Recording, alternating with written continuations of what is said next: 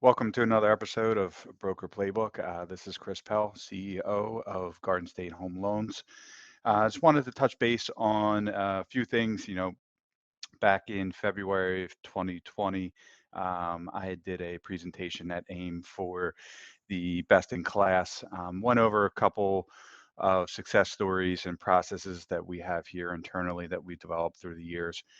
Just quick background on me. I've been here at Garden State since the beginning, since 2011. This is now our 10th year as a company at that time point. We were at, I would say, 10 to 12 employees total, doing volume anywhere from 30, 40, 50 loans a month, to present day where we're 90 plus employees.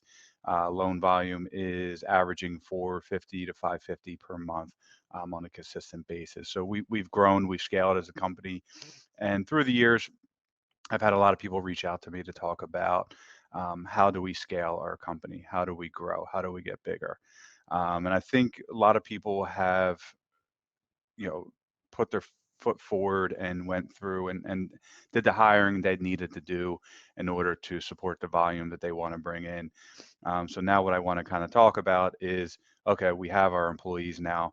What are the next steps? So again, as Garden State, 10 to 12 employees 10 years ago, 90 plus now. And don't get me wrong, we've went through some hiring phases that were very successful, and we went through some phases that were not. We shot up in our volume of employees around 2017, and we had to scale back a little bit. We didn't go about it in the best manner. So currently, we generally do about 1 to 2 hirings a year, where needed, whether it's in operations, whether it's in sales. And as a company, we've had very good success. I feel like we have really gotten it down. So we've boarded on people. Our model hasn't changed. We still look for 0, 1 to 2 years experience employees. We'll put them in some training, for about a week, 2 weeks, and then they'll actually hit the floor in live production. Now, it's live production on a limited basis. We do tailor them back. We don't give them free reign to go along and do anything they want to do.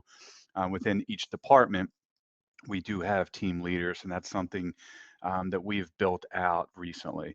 As a loan analyst in that department, we have 1 team leader. In a processing department, we have 2 team leaders. In setup, I have 1 team leader. In closing, I have a team leader. In post closing, I have another team leader. And that's outside of our executive management. So we have myself, CEO, we have a chief strategy officer, a vice president of production, vice president of operations, compliance manager. So as we've grown, we've built out those roles. Because as you grow as a company, the reality is everything cannot funnel up to you. So for me, for instance, I can't be in charge of, every little thing that needs to be looked at.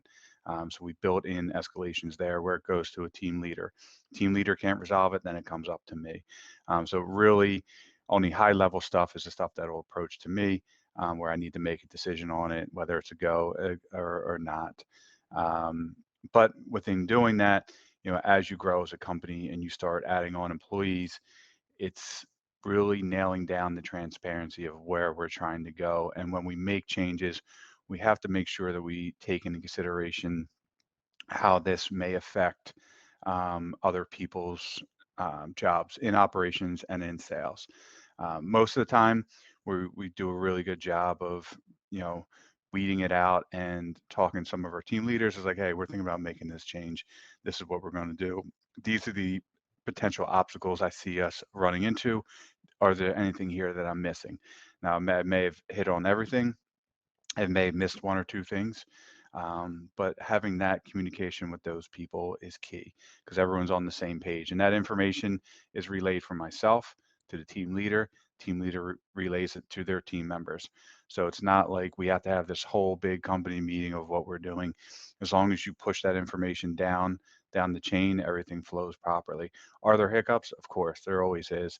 I look at somebody like UWM. We do a lot of business with them. They're a 10,000 employee company. They make a change. I'm aware of what the change is. That senior underwriter, that underwriter too, or that person in process assist, or that person in closing, doesn't know that that change was made. That information hasn't made its way to them, or they may have forgot about that information. So I see stuff like that all the time, and it happens. So they're correctable moments. Um, those type of situations is when they do arise, it's not myself going to that person and saying, hey, this is what the process is. That is the approach of our team leader. If that person's on that person's team, that team leader goes to them and has a conversation of, some of our best practices and what mistakes were made. I'm not trying to make this place like Office Space where you make one mistake and you have 15 different people come up to you to talk to you about the error that you made. Everyone's aware the error was made. It's addressed by their team leader. If need be, it could be escalated up to myself. So it really helps me focus in on some of the higher projects that we have here. And with that, as you grow as a company, you want to start putting trust into some of your employees. That's the biggest thing. You have to give them a little bit of a leash here to make decisions on their own as a team leader. Now, there is always collaboration between me and my team leaders. We actually meet on a monthly basis. We talk about the hiccups or the errors or some of our team members that we have, some of the things that we can get better at, some of the things that we need to adjust at. So having those conversations, on that monthly basis, but we also have conversations on daily basis as things arise. How do I approach this employee? This employee, I feel like isn't up to, the standards that we need here. How can I coach them up better?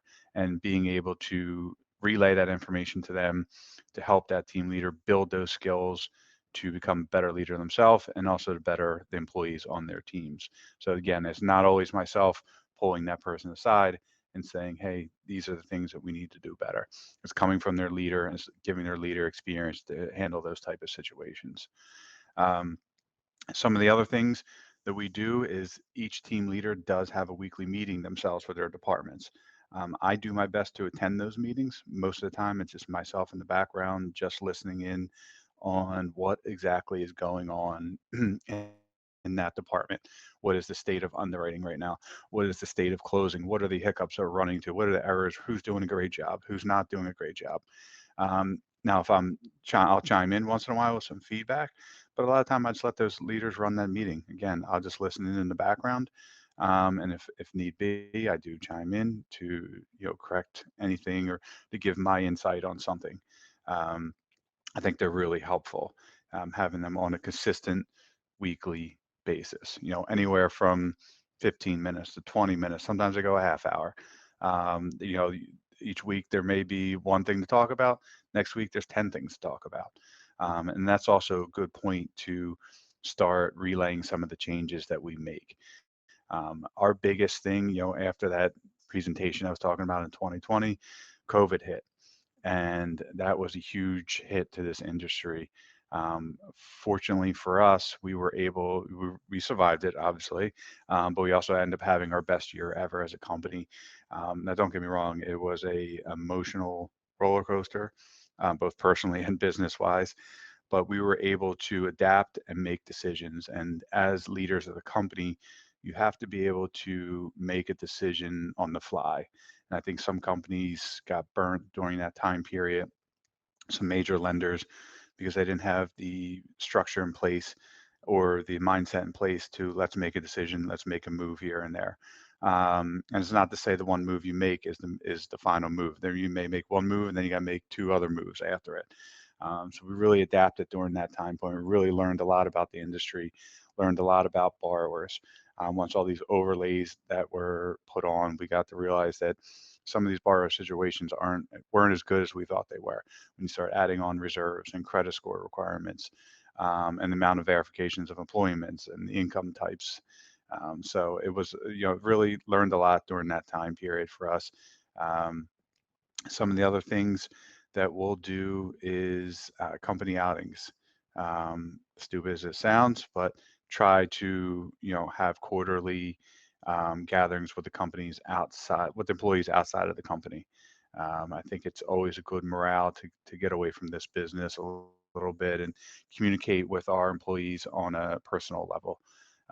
Because as you know, this industry is really tough, really strict, and it can really wear on you, especially as you start grinding in towards the end of the year. And for us, it's a very busy year, and people have been going nonstop since January. So it is always good to get away and hang out with people for an hour, 2 hours, 3 hours, whatever it may be.